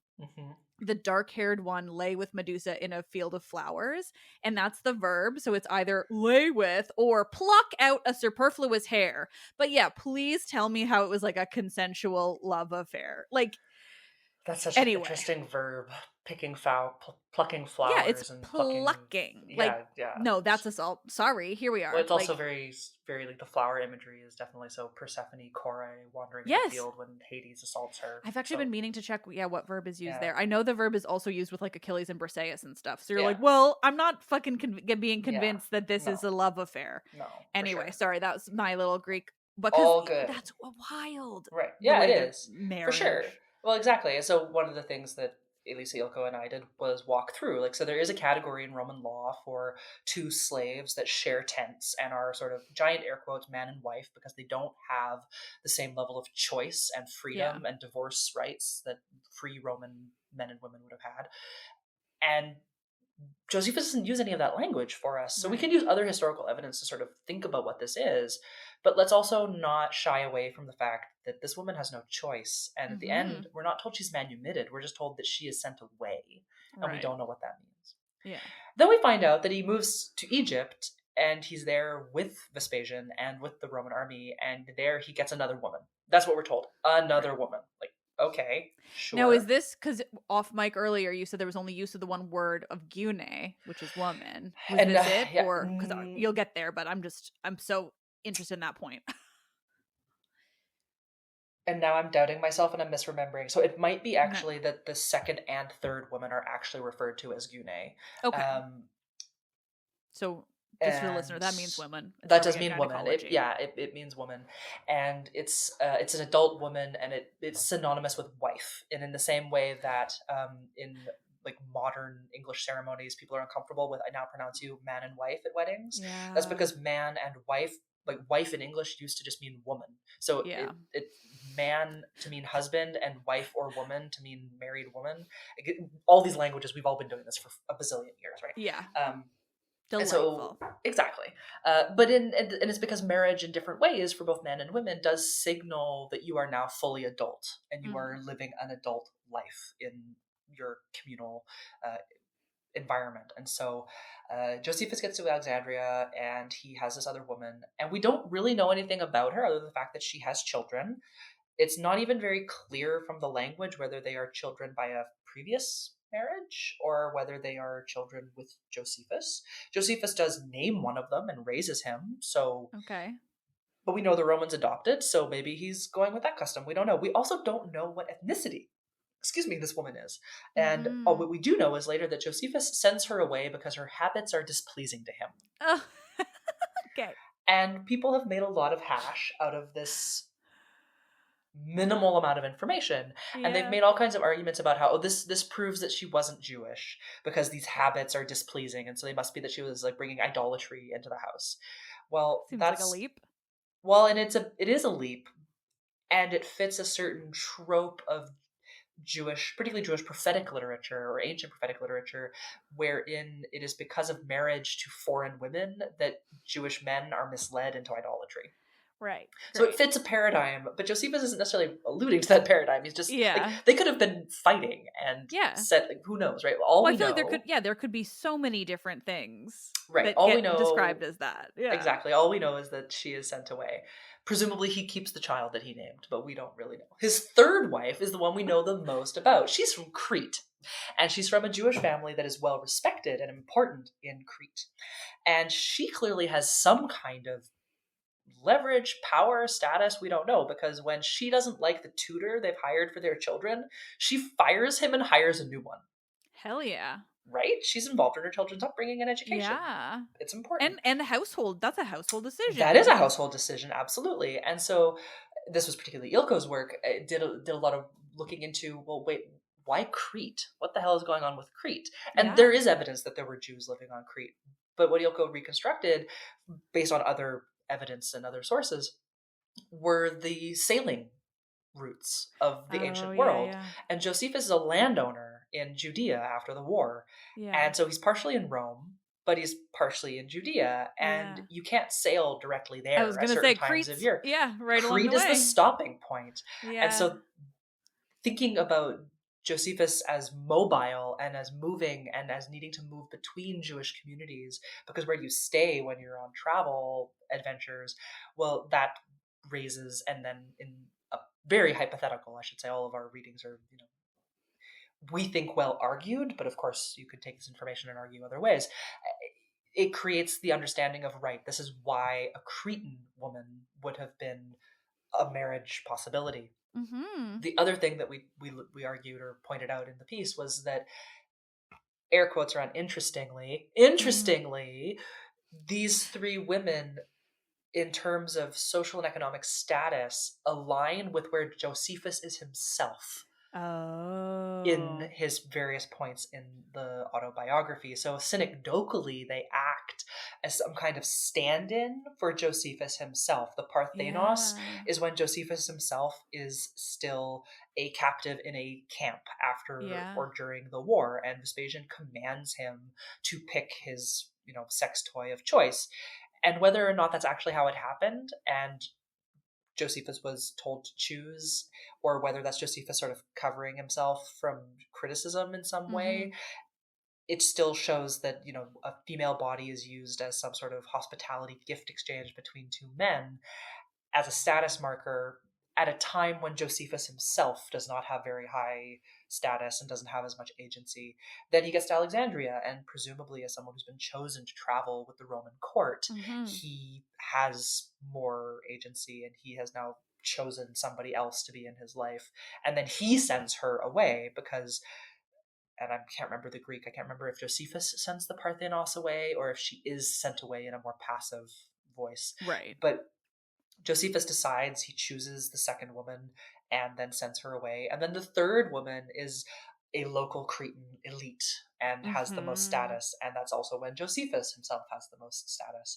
And so Josephus's travels as a part of the Roman court and the Roman imperial military environment, and then also as a landowner who needs to be in and between where he comes from and the Roman court system, and how you move around and with whom you move around, is a really important way of understanding that Josephus is not, despite how he talks about himself and despite how any ancient author talks about himself, they are not traveling on their own. They are a part of these moving households and these larger moving systems.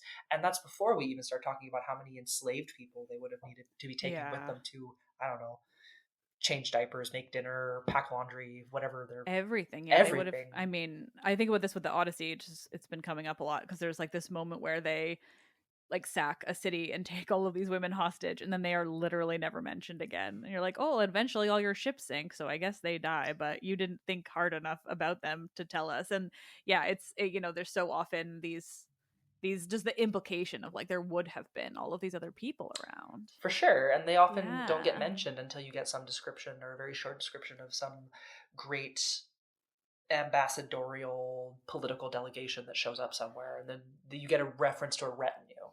Right. Yeah. You're not really told what that means, right? Yeah. So that was a very fun and very interesting piece to collaborate on, the three of us sort of thinking about, well, how do we use the concept of travel narrative to not just focus on this one person, and how do we use this one person's admittedly very meager information? He doesn't tell us much about these women. How do we use this information and then put it into context with other, whether they're archaeological or literary sources, and how do we put them into conversation with what classicists, whether they're Hellenists or Romanists, or whatever they're doing, and to sort of think about Josephus as this mobile author who is between cultures and between spaces, and is more often than not between and not in, right? Like, okay, you're in Rome, but you're between the Jewish and the Roman peoples and systems, or you're in Judea and you are in between the Jewish and the Roman systems, or you're in Crete, but in such a different way. Exactly. And are you on your own property? Are you in a rented apartment in Rome? There's all of these different power dynamics that are always changing and always fluid. And we see it even in how Josephus talks about, Vespasian ordered me to pick a Parthenos, compared to, and then I met and married this Cretan woman, which implies I married, I chose this Cretan woman, right? So there's a implied shifting of his own status as someone who does or does not have a lot of control over his life, and is either forced or coerced to do different things. It's so interesting. I mean, I, again, could talk about this forever. I will try to wrap us up just so that, keep us from talking forever. But they're just like, I'm perpetually obsessed with the ways that we can pick out like real lives from these larger things, right? Like that's what that feels like to me, is picking out these real women from a story that they were never meant to be like included in a large amount, but that doesn't mean we can't still find them, and I love that we are trying to find these like real women.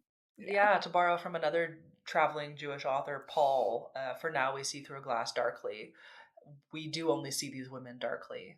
It is a very vague image, but one that is worth trying to reconstruct in some way, shape, or form, because they're unnamed and easily overlooked, unfortunately. And that's also the way the narrative encourages to read. But Elizabeth Schussler Fiorenza, a very important scholar in feminist approaches to biblical literature, in her early works talks about a hermeneutics of suspicion. And more or less what she invites is to read against the grain and to ask what is not being said Oh, and yep. who is not being mentioned and why. And so Yeah. just to be a little suspicious about what our authors are telling us, and without discrediting them, right? Like Yeah. it's not to downplay the horror that Josephus would have No. experienced and seen, Yeah, or because the it would have, importance of him as a person, of and course, even nothing though of we that like to is make taken fun of him and it's away. so Well, easy. yeah. Again, the ancient authors invite it, so. Well, they really do. But I mean, Yeah. I'm sure there's someone out there. If there is anybody out there reading my work, I'm sure I invite it as well. So it's fine. Yeah, We all it's, just invite it. Yeah. Just learn to laugh at ourselves. But yeah, so just being a little suspicious about how and why things are presented to us the way they are, and not to the point where we discredit and accuse, but just to the point where we say, right, this is a partial. We are seeing through the glass darkly, and Mm. we might see more if we look in a different way, or if we turn. It's like one of those optical illusions where if you turn it Yeah. upside down, you see the different image. It's like, what do I see when I turn it a different way? Yeah. Yeah. Well, and just for the longest time, because of the people in this field and so many, issues around that, for the longest time there was no one even remotely interested Right. in looking for the people who were left out, or Absolutely. Yeah. anonymized, or just barely mentioned. These footnotes, like, for the longest time I think we've all been kind of convinced that because they were left out, they were footnotes, that they didn't matter, or that their entire gender didn't matter because they were, and it's like, Yeah. there's so much going on there, and there's so many bits and pieces to pick out of the sources that do exist, why, how they came to be, all of these things that yeah, like, really beg us to ask about Hmm. the other people, Yeah. because I mean, yeah, I think more and more I just want to emphasize that, all people are equal in this world, and we've been doing all the same goddamn things For for sure. centuries and centuries. Like, we're Yeah. all the same humans from 5,000 years ago to now, and Yeah. like, yeah. Well, and I would say that we're all doing the same things, but it's why it's important to read these texts, look at these objects, and to have conversation about them with other people, because I don't think it's by coincidence that in the nearly 3 years I've been working on this project, the publications and the conference papers that have challenged me the most, that have made me develop the most, and not just as a scholar, like just as a human person, Mm. uh, have been the ones that I have co-written with my colleagues, because Hmm. those are the ones where you have to you're obliged to stop and think about why you think something, because Mm-hmm. your colleague says, oh, here's my interpretation of this, and then you go, wait, hang on, I don't agree with you. Why don't I agree with you? And then you go Yeah. back and forth and you go back and forth, and it can be intense. Yeah. It can be. We had some very, I wouldn't say tense, but we had some very lively and animated debates Yeah. about our Yeah. interpretation and where we finally landed. But the ultimate piece that Elisa Ilko and I pulled together, while any one of us could have written something about these three women who are mentioned by Josephus, none of us could have written the piece that we did together, and we challenged each other immensely. And while it can be difficult, because sometimes you say something or they say something that you don't agree with, it is in that in between space that we actually learn and grow, and it is in the discomfort of not knowing and finding out we were wrong that we Mm-hmm. grow and develop. And Yeah. it's been an absolutely incredible experience to have that. And so it's also one of the value, I think, of what you as a podcaster offer. I was just gonna say, it's my favorite part is these conversations, because you really do pick out such completely different and new thoughts and ideas, just even if there's not an explicit disagreement, but Right.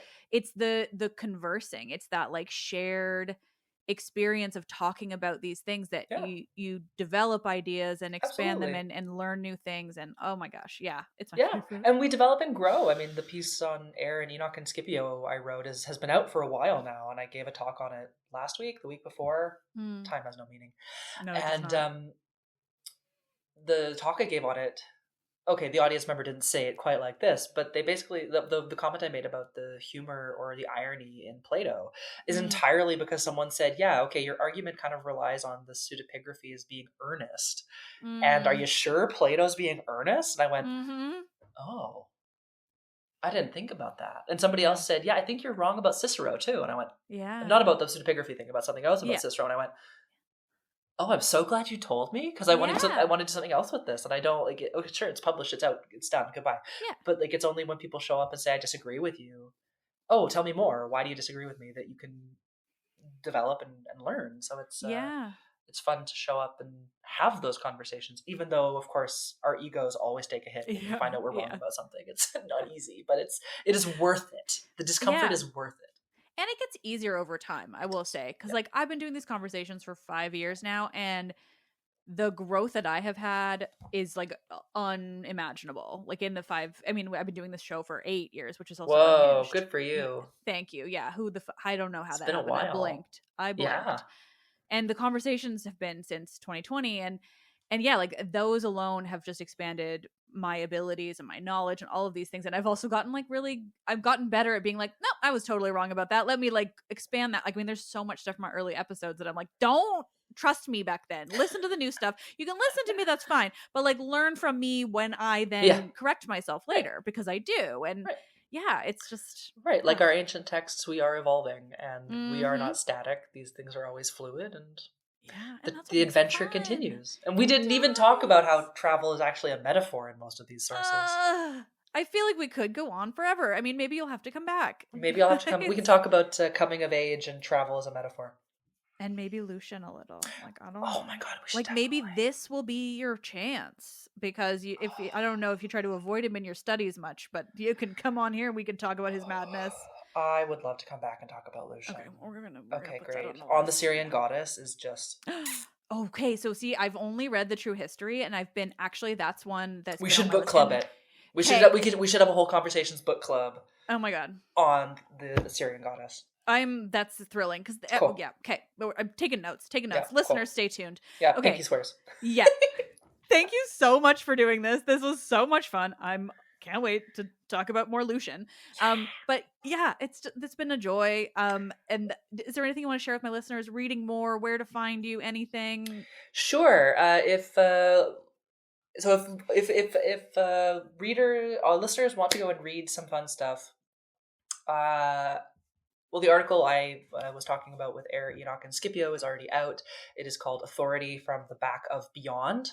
It is an open access source, which means that you don't have to pay. You can just type that in and you will find it. You can also look me up, GILLIAN,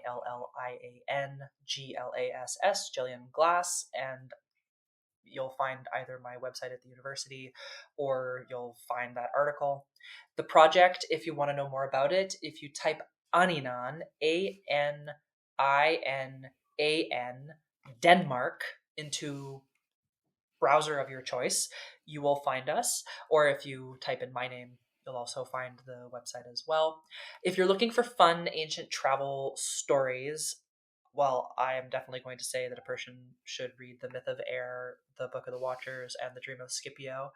Other really fun ones are the ancient Greek novels, which are all these wild romance stories of people traveling around the Mediterranean, getting separated from their beloved and having to find them again. Or Lucian's True Stories is also a great one. Jewish travel narratives specifically, I am a huge fan of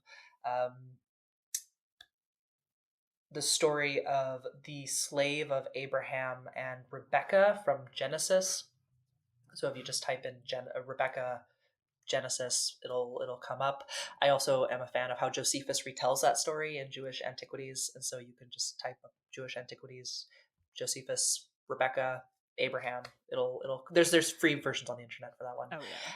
And I would also really recommend the Book of Tobit, which is a crazy story where an angel disguises himself to guide a young boy through the wilderness, and a fish tries to eat him, and they use the fish guts to ward away a demon who is terrorizing a woman who just wants to be happily married, but every time she tries to get married, the demon who's in love with her kills the husband on the wedding night.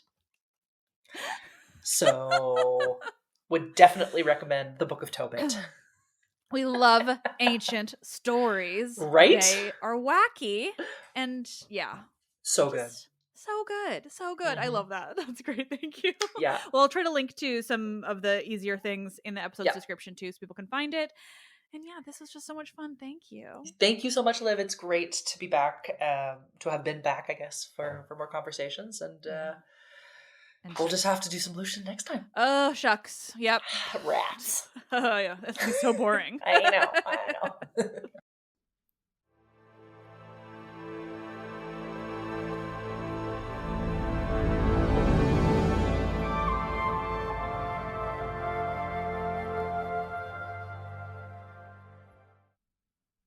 Thank you all so much for listening. I know I went off at the beginning, so I won't keep you all now, but I'm really appreciative. I just think this is really important, and I'm trying to make sure that we're all enjoying this historical content just while also recognizing the ways that it ties in with some of the horrors that so many people are experiencing now. And I mean, when I learned that the Trump administration had asked for a list of Jewish students, I mean, I've never, like, before I was obsessed with ancient history, I was really obsessed with World War II history and Holocaust history, probably from way too young of an age. And I see that, and then I see this horrific plan for Gaza, and I just wonder, I mean, I don't wonder at the power of propaganda, but God, is it heartbreaking. Because privilege is a construct, just like whiteness is a construct, just like all race is a construct. And the second that the people in power don't have a use for you anymore, they're going to come for you. Whether you are a Jewish person, a Black person, a Latino person, an immigrant of any kind, a woman, it doesn't matter what privilege you think you have right now. They can take it away the second they want to.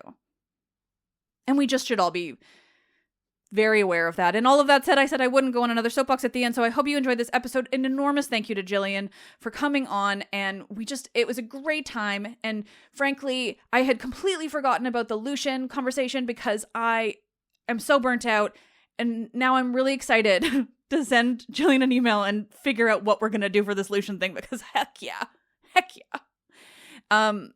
So much fun. Just an enormous thank you. Go check out Gillian's work on these Jewish travel narratives, because fucking fascinating. Let's Talk of Myths, Baby is written and produced by me, Liv Albert. Michaela Panguish is the Hermes to my Olympians, the incredible producer. Select music is by Luke Chaos. The podcast is part of the Memory Collective podcast network. My book has finally gone to print, so I think hopefully I'll be able to find myself back and get right back to scripted episodes and more new conversations and all of this good stuff and the Memory Collective and everything.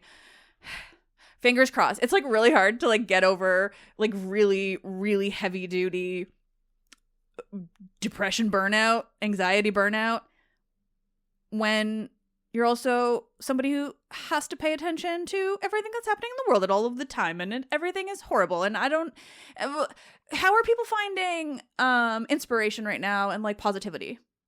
Could you tell me? Could you share your tips? I am Liv, and I love this shit.